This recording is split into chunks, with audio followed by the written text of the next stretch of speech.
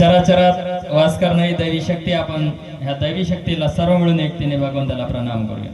भगवान बाबा हनुमान जी को प्रणाम.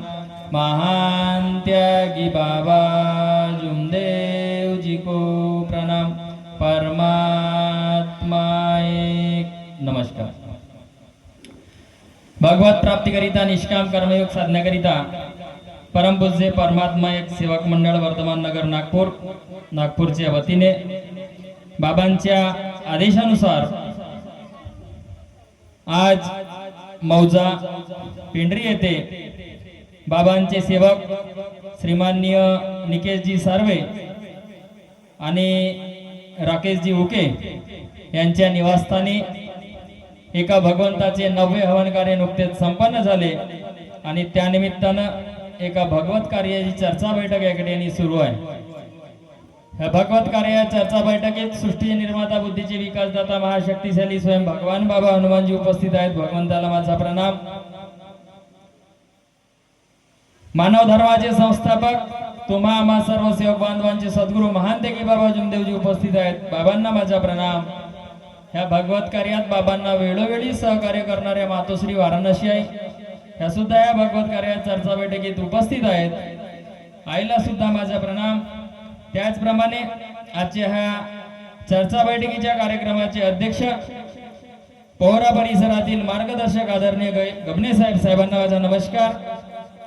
त्याचप्रमाणे या कार्यक्रमाला प्रामुख्याने उपस्थित असलेले श्रीमाननीय लांजेवार साहेब मार्गदर्शक कनेरी साहेबांना सुद्धा माझा नमस्कार. साकोली लागणी शाखेचे संचालक श्रीमाननीय मोहनजी डोंबळे साहेबांना सुद्धा माझा नमस्कार. त्याचप्रमाणे भंडारा शाखेचे संचालक श्रीमाननीय सार्वे साहेबांना सुद्धा माझा नमस्कार. ज्यांच्या मार्गदर्शनाखाली या ठिकाणी हे कार्यक्रम संपन्न होत आहे असे स्थानिक मार्गदर्शक आदरणीय भोंडे साहेबांना सुद्धा माझा नमस्कार. व्यासपीठावर उपस्थित आजच्या ह्या कार्यक्रमाचे सूत्रसंचालन करते राऊत दादा यांना सुद्धा माझा नमस्कार. त्याचप्रमाणे व्यासपीठावर उपस्थित बाबांच्या सेविका सेवक ज्येष्ठ सेवक सर्वांना माझा सादर नमस्कार आणि उपस्थित सर्व सेवक सेविका बालगोपाल सर्वांना माझा नमस्कार. आजची ही चर्चा बैठक 4 तत्व 3 शब्द 5 नियम आणि सेवकांना आलेले प्रत्यक्ष अनुभव ह्याविषयी या ठिकाणी सुरू आहे. मानव धर्म महान त्यागी बाबा जुमदेवजींनी स्वतःच्या कुटुंबातील दुःख दूर करण्यासाठी ही परमेश्वरी कृपा प्राप्त केली. आपल्यासारख्याच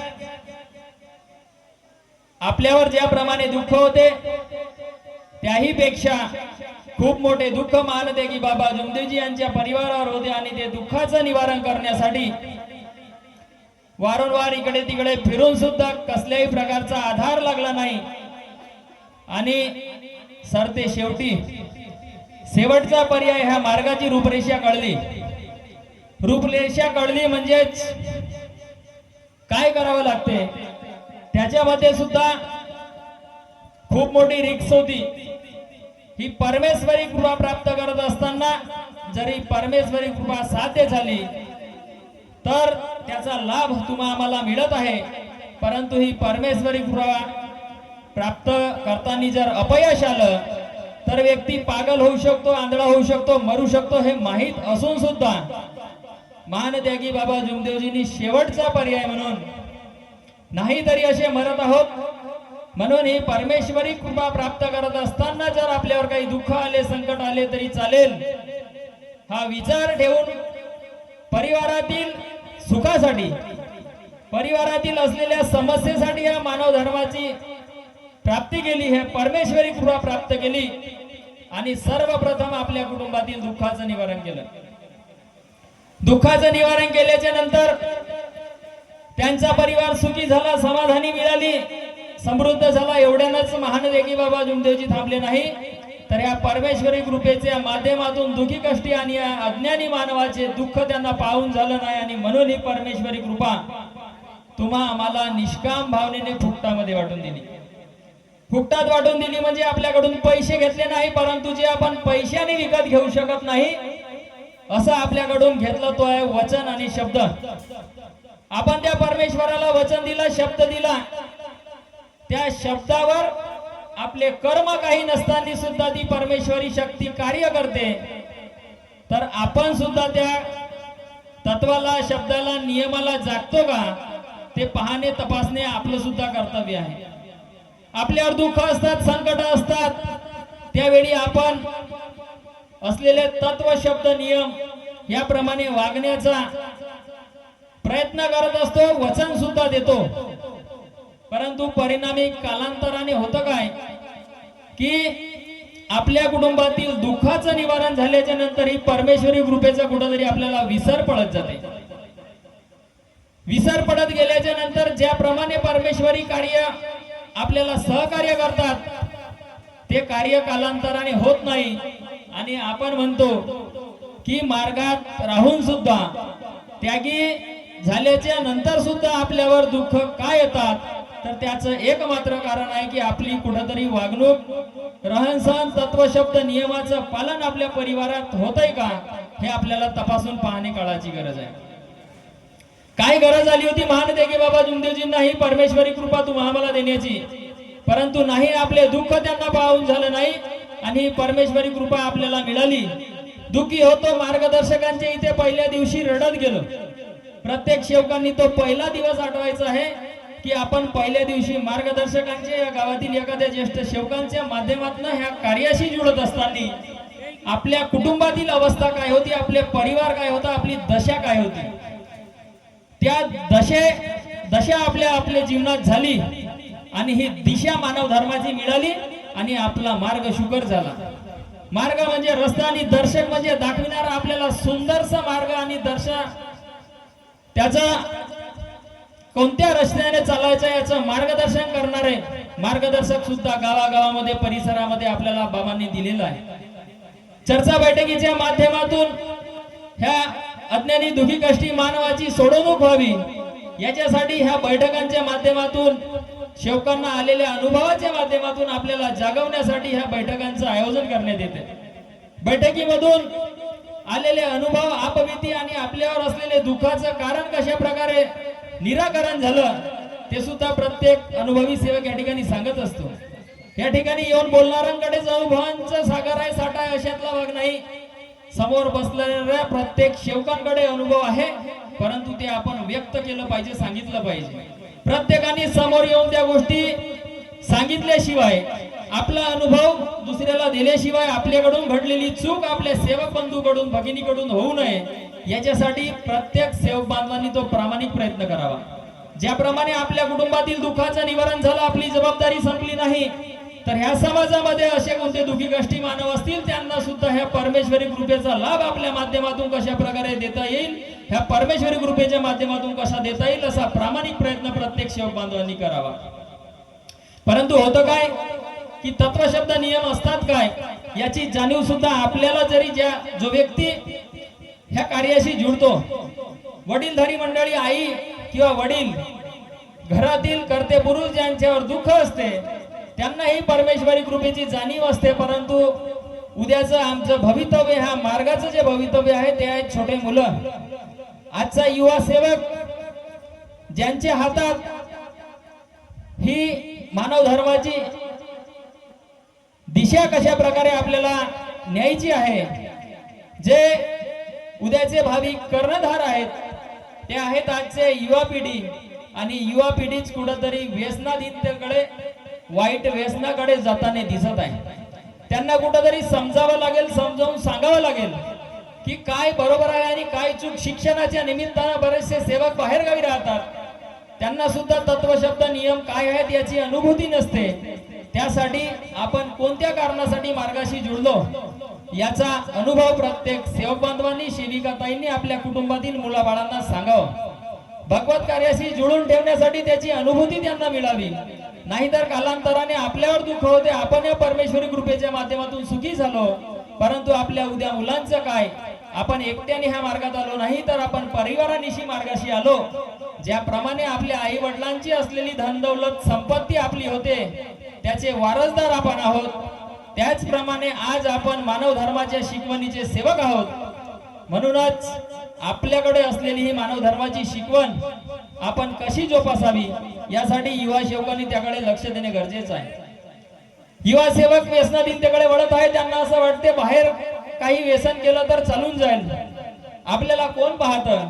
परंतु प्रत्येकाने तो आपल्या मनातून विचार दूर करावा की आपण एक आपलं जे शरीर आहे, हाडामासा रक्ताचं चालता बोलतं शरीर परमेश्वराने दिलेलं आहे शरीर, आणि ह्या शरीरामध्ये परमेश्वराचा अंश आहे, तो म्हणजे आत्मा.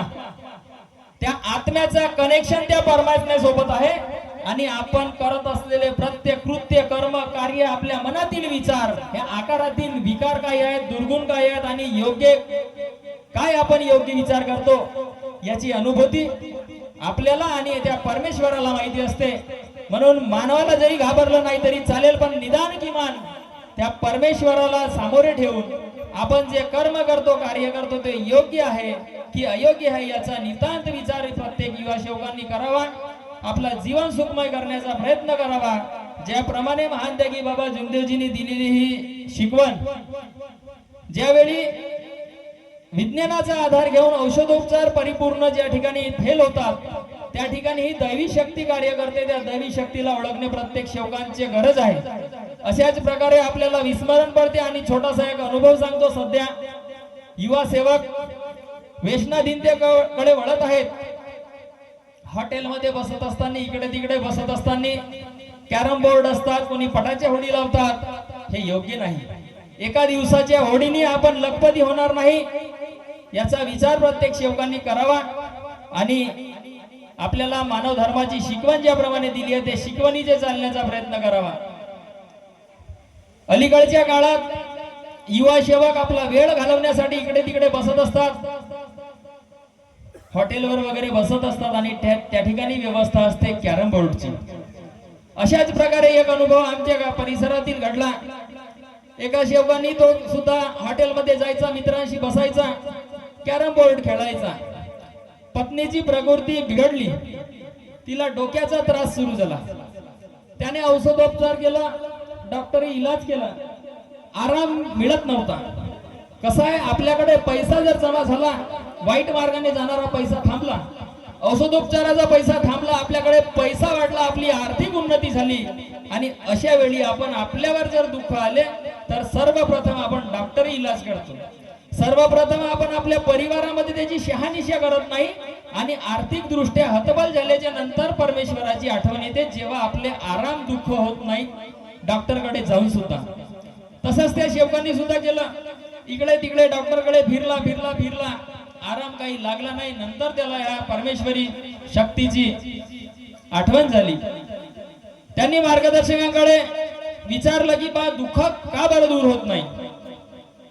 चौकशी केली, चुका काही केलं काय. आजचा सेवक म्हणतो नाही साहेब, माझ्याकडून काहीच चुकी झाली नाही. सर्रास म्हणतो आपण, परंतु छोट्या छोट्या चुका आपल्या जीवनाला कलाटणी देणारे असतात आणि आपलं भवितव्य उद्ध्वस्त होत असते, आर्थिक दृष्ट्या बर्बाद होण्याची वेळ येते. म्हणून त्या सेवकांनी सांगितलं चूक काहीच घडली नाही म्हणे, परंतु एक चुकी झाली असावी. त्याची पत्नी सांगायला बसली, सेवक सुद्धा म्हणायला तयार नाही. पत्नी सांगायला बसली की जे हे म्हणे हॉटेलमध्ये जातात आणि कॅरम बोर्ड खेळतात, कॅरम बोर्ड खेळतात. ते सांगितल्याच्या नंतर त्या चुकीची त्या सेवकाने आणि त्या परिवाराने मार्गदर्शकांकडे सोडवणूक करून माफीचे कार्य केले, परमेश्वराला माफी मागली. आणि तो डॉक्टरकडे जाऊन सुद्धा जो आराम न होणारा आजार, त्रास, डोक्याचा त्रास, तो त्या शेवकीनताईच्या क्षणार्धात दूर झाला. कसा भगवान आहे, कसा भगवान आहे आपल्याला ओळखणे गरजेचे आहे. परंतु तुझा आहे तुझपाशी परी तू जागा भुललाशी, सर्व काही आपल्या जवळ आहे, परंतु आपण जागा भुललो आहोत. म्हणून शोक बांधवांना आजच्या चर्चा बैठकी प्रसंगी विनंती करतो की आपण तत्वशब्द नियमाप्रमाणे आणि मानव धर्माच्या शिकवणीप्रमाणे आपलं जीवन व्यतीत करण्याचा प्रयत्न करावा. आजच्या चर्चा बैठकी प्रसंगी खूप सुंदर सुंदर अनुभव आपल्याला ऐकायला मिळणार आहेत. ह्या अनुभवाच्या माध्यमातून आपण शिकून आपल्याला सुद्धा आपल्या जीवनात अशा प्रकारे जर चुकीचं कार्य असेल ते न करता मानव धर्माच्या शिकवणीप्रमाणे आणि तत्वशब्द नियमाप्रमाणे आपलं जीवन व्यतीत करण्याचा प्रयत्न करावा। एवढेच मी सुद्धा माझ्या जीवनात 4 तत्व 3 शब्द 5 नियमाने माझं जीवन व्यतीत करण्याचा प्रयत्न करेन। एवढेच बोलून मी माझ्या शब्दाला वाणीला विराम देतो। उपस्थित सर्वांना माझा नमस्कार। धन्यवाद।